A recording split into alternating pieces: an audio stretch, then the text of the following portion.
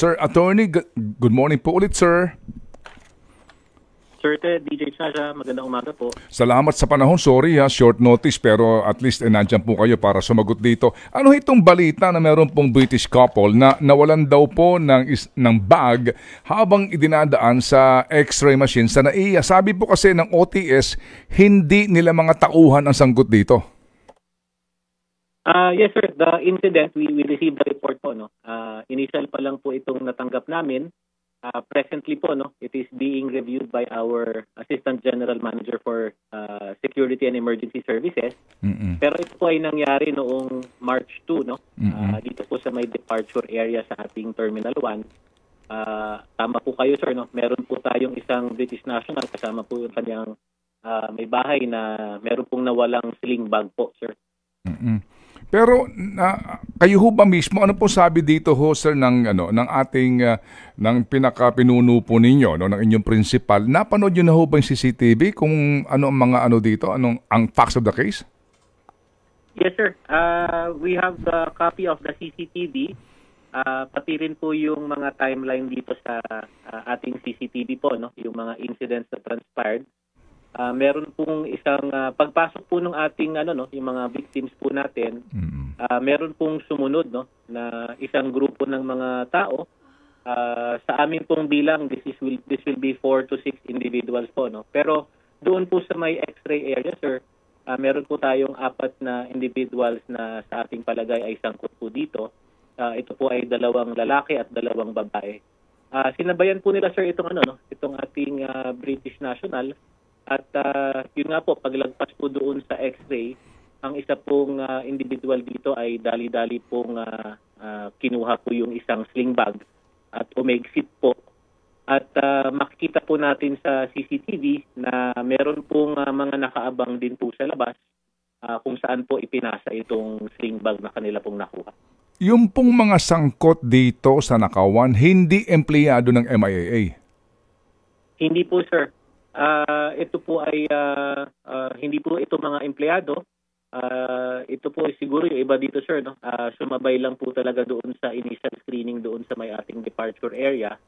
At they took advantage po, no? Mapapansin po natin sa CCTV na kumbaga po parang kinumpulan po nila itong British national. At sa kalagitnaan po nung kaguluhang yun ay sumempo po yung isang male individual at dinampot po yung sling bag ng ating British national, sir. Ang presumption dyan, attorney, mga pasahero din po ito sa aeroplano? At this point, sir, that's currently being investigated, no? But if we will follow doon sa video, sir, hindi naman po diretso sa loob itong mga individuals na ito. Umexit din po ito. Kaya po binibilang na 6 na individuals ang maaaring sangkot dito. Dahil doon po sa labas, sir, makikita po natin yung pagpasa-pasa nung bag na nakuha po, no? Pati na rin po yung pagpapalit at pagsusuot ng mga jacket siguro sa nila na kagustuhan nilang kumbaga mag-iba yung kanilang kasuotan para hindi sila matrace. But so with that, sir, the logical conclusion is that hindi po mga pasahero itong mga. Opo. Saan specifically ito sa Terminal 1? Sa departure area, sir, this is fronting po yung malapit po sa entrance ng isang fast food po. Hindi, di ba ngayon, pag pupunta ka ng airport, wala na namang x-ray machine before ka mag-check-in, di ba? Wala na no? Wala. Ito sir, yung initial screening, sir, doon po sa may left portion po ng ating international airport. Meron po doon na magdadaan pati po sa sir ng x-ray. Doon po ito, sumempo itong grupong ito, sir. Sandali lang, di ba tinanggal na ang x-ray before check-in? Ito, sir, yung, ito, sir, ito po yung departure east entrance screening checkpoint, sir. This is the one in front of a fast food chain in NAIA Terminal 1, sir. Meron pa rin po, sir, x-ray machine po dito, sir. Sandali lang, klaruhin po natin to. Kasi naalala ko, tinanggal na yung x-ray machine before the check-in counter kasi nga nakaka-istorbo ito at meron pa namang isa pang machine na dadaanan yan after the check-in. So, sa Terminal 3, di ba wala nang check-in before, wala nang x-ray before check-in, right? Yung sa, yes sir, tama po kayo sir. Okay. Sa Terminal 3, wala. Sa Terminal 2, wala na rin, di ba? Tama sir. Sa Terminal 1, meron pa? Sa Terminal 1 sir, meron pa rin po tayong entry points dito na may X-ray machine sir. Okay. Sige, so Yung, lumalab... ano po sir? Sir? Go ahead, sir. Yung pong X-ray machine sir, ito po talaga sir yung sa non-passengers po talaga natin sir. No? May screening pa rin pong nag-undergo yung ating non-passengers sir. Paano nakakapasok sa NAIA premises sa Terminal 1 ang non-passengers? Pagkahigpit dyan, di ba ang pinapapasok lang yung may plane ticket at may passport, di ba? Sir, ito pong areang ito sir, may access pa rin po dito no, yung ating mga non-passengers. Kung inyo pong mapapansin, no, pwede po tayong maghatid dito kung halimbawa pong mapapaaga po yung ang pagdating ng ating mga pasahero. These are entry points sir, no, na may access pa rin po even po yung ating mga non-passengers sir. Open area po kasi sir yung mga gilid po natin sir. Okay. Sige. So nangangahulugan na ito po yung nangyari before the check-in counter. That's correct, sir. Yung pong pag-filter po natin, sir, yung pong sinasabi ninyo na yung pong passenger area, restricted na po ito, sir. No? After we access that, ito pong public access, dito na po mag-filter yung may ticket po, yung pong mag-check-in. Hanggang doon lang po yung ating access po for the public, sir. Sige po. Hindi ko kasi ma-imagine itong binabanggit yung lugar dyan sa Terminal 1. But, so lumalabas sir, sindikato ito, grupo ito, tropa ito na nag-operate. Yes sir. Masasabi po natin sir na ito po ay isang sindikato. Dahil sa kanilang kilos po sir, no, mapapansin po natin na sanay at talaga pong may sistema po sila. Magmula doon sa pagkuha ng sling bag hanggang po doon sa pagpasa sa mga nakaintay po sa labas po sir. No? Opo. Sige, and thank you for being open dito po sa isyong ito. So sa ngayon, ilan ang bilang niyo? Ilang tao ito? Sa pag-review po namin ng CCTV sir, binibilang po namin 4 to 6 individuals. Okay. Yung po kasing apat, tinitingnan po natin, ang kanila pong naging estilo ay para pong kukumpulan kayo, papagitnaan kayo, at sa kalagitnaan po nun ay doon po nagkaroon ng tempo po, no, na pagkuha ng sling bag. Nung tinapos naman po namin, nag-trace po tayo sa ating CCTV, matitrace po natin yung individual na kumuha ng sling bag, no? Parang nagkaroon po ng 2 o 3 pasahan, sir, no? So, pati po doon sa labas, meron na pong nakaabang doon, at doon po ipinasa yung sling bag. Kasabay din po yung pagpapalit, no, or pagsusuot ng jacket ng mga nakaabang po sa labas, sir. May babae po itong kasama? Yes, sir. Unfortunately, sir, meron po mga kababaihang kasama dito sa grupong ito, sir. Opo, and then ano daw ho yung laman ng sling bag, sabi itong British couple? Right now, sir, it's still being determined, sir, no, dahil kinakausap pa rin po, nung time na iniimbestigahan po ito, dinidetermine po nila, no. I'm still to get that actual report from the AGMSS patungkol po doon sa kanilang report doon sa British National na kanilang nakausap. Ngayon po sir, ito po yung spot report ng ating APD. Opo.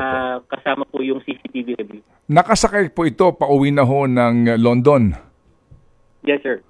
Opo. And then, kapag ganyan na wala na yung complainant, paano po kaya ito? Although doon po sa CCTV, nakita ba mga mukha nito? Kasama yan sir sa ating aaralin, no, dahil ito pong grupong ito, karamihan po sa kanila ay nakasuot po ng face mask. So kasama po yan sir sa ating mga pag-uusapan at reviewin ngayon, kasama ang ating mga security screeners na kailangan po nating siguro paalalahanan, no, kapag papasok sa area ito ng ating airport, ng ating paliparan, ay magtanggal po ng face mask at ng sombrero. Yung ibang detalye, sir, I hope you don't mind, no? Meron naman po tayong portion doon, no, na makikita po yung kanilang kinukumpara po natin ito ngayon sa ating raw gallery at inaayos pa rin po, sir, no, yung ating mga na-capture sa CCTV. Sana po ay makakuha tayo ng isang magandang kuha po, no, para makita po yung mga mukha. Meron ho bang pananagutan dito yung inyong security provider? Ang ating security provider, sir, no, meron po silang tinatawag na ASP, sir, no, ang Airport Security Protocol. I hope you don't mind, sir. No? I hope we can just talk in general terms. Dito po, titingnan natin kung meron silang mga nalabag.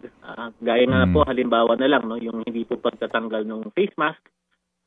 Gaya na rin po nung pagkakaroon ng kumpul-kumpul po. No? Kasi sa proseso po, dapat po talaga may pagitan, no? Sa bawat pasahero or bawat taong dadaan doon sa X-ray.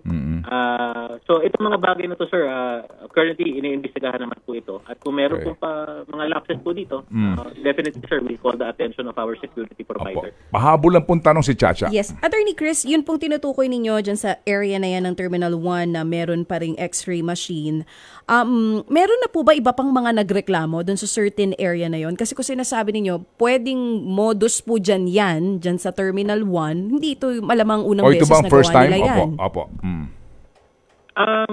Well, sir, again, we were on board then po itong December lang, sir. But from the time that we were on board, this is the first instance, no, that we received such parang modus, no. Again, sir, this is very premature, but last night also we received another report, no, for another incident. I'm yet to gather details on that incident, no, but parang meron pa rin pong ganitong scenario. Last night in the same area. If I get more information, sir, I'll relay to you. In the same area po, attorney? Sir? Last night in the same area? Hindi po, sir. Iba pong area. No, sir. Iba pong area, sir. But yung last night naman po, sir, no, parang kumbaga incident of parang theft, no. Hindi naman po, I'll get more details. Sige, sir. opo. Ano pong terminal yun, attorney, yung last night? I'm just responding to the number of incidents. Opo. Ano pong terminal yung last night? Saan terminal? Terminal, sir, to be safe, sir, I'll get more details sige. na lang. Okay, but we'll sige po. Okay, sige. Sige. Attorney Chris, we sincerely appreciate ang inyo pong pagiging bukas po sa aming tawag, attorney. Opo. Attorney? Yes, sir. Maraming po salamat, sir. Salamat, attorney. Salamat po na marami sa inyong pagiging bukas po sa aming tawag. Thank you. Thank you very much. Ted Filon at DJ Chacha. Ngayon, nasa Radyo 5, 92.3 News FM. Monday to Friday, 6 to 10 a.m.